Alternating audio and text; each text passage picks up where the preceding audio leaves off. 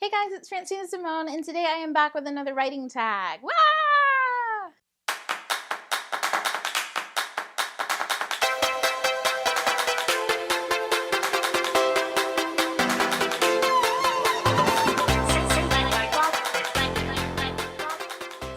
So today's writing tag is the work in progress tag.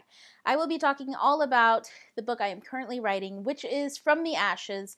It's book 3 in the Guardian series. So let's just go ahead and jump into the questions. Number 1, what is the working title of your book? From the Ashes. Number 2, where did the idea come from your book? Well, I guess the end of book 2. Oh, that's not a lot of information. I guess to elaborate on that, lots of crazy shit happens in book 2 that leads a lot into book 3, so there. That didn't help, did it? Question number 3, what genre does your book fall under? For the most part, epic urban fantasy in the young adult genre. Oh wow, do you guys notice that I have a lot of pink? Pink is not my favorite color, surprisingly. My book cover is pink. I've got like a pinkish reddish pink bow, pink earrings, pink phone case. There's like pink on my clothes. I'm always wearing pink, but it's not my favorite color. In fact, I don't like pink that much. Weird. Question number 4, which actors would you choose to play in your movie rendition?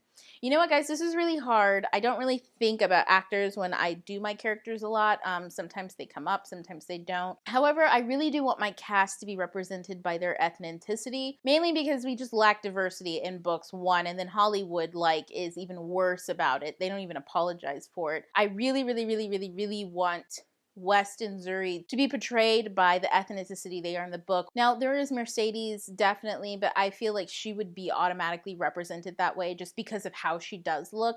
But West and Zuri, because they both come from an ethnic group that generally gets whitewashed a lot, especially Zuri as a character being Asian, I feel like they would both be totally whitewashed and that would just be it. Now, on top of that, I have a lot of racially ambiguous characters in my stories that I would really like to see represented by ethnic people. Now, you're probably wondering, well, why didn't you make them ethnic in your story? Well, I honestly feel like when a character is described very vaguely, like their prominent features only, and it could be any race, my strong opinion on that is they shouldn't automatically be white. I feel like just because they're ambiguous and they just have some strange features, like maybe their hair is a certain color or a certain style, and that's all you know of this character besides their personality, like we shouldn't have to label them like race, color, for them not to be considered white. And I'm just hoping that when on screen, it's a diverse cast, meaning there are all ethnicities, at least, quite a few, and different types of people. That was a long ramble. It was almost a rant, wasn't it? Question number 5. What is the one sentence synopsis of your book? This is hard. There's nothing heroic about saving the world, and there are no heroes. Only the damned. Question number 6, will your book be self-published or represented by an agency? My book will be self-published. It falls into a category where publishers aren't buying any type of urban fantasy, any type of paranormal fantasy, because they already feel like the market's saturated and that nobody wants to read it. They want to read something new. So they're looking for a new trend, and I guess I'm just not in that, so. Question number 7, how long did it take you to write the first draft of your manuscript? I'll let you know when I finish it. Question number 8, what other books would you compare this story to? Oh, this is hard. Okay, so this book is definitely like if the Mortal Instruments and Mockingjay kind of did it and was having a baby, and then that baby got together with Brandon Sanderson's book, like the Mistborn trilogy or something, and then they had a child. Yeah. Question number 9, who or what inspired you to write the book? Well, I wrote the first one, and then a lot of people were asking me, well, what happens next? What happens next? Like, are you going to continue their story? First, I didn't want to.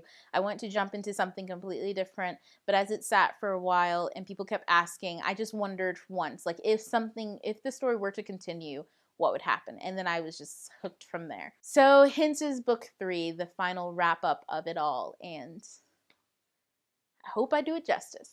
Question number 10, what else about your book might pique the reader's interest?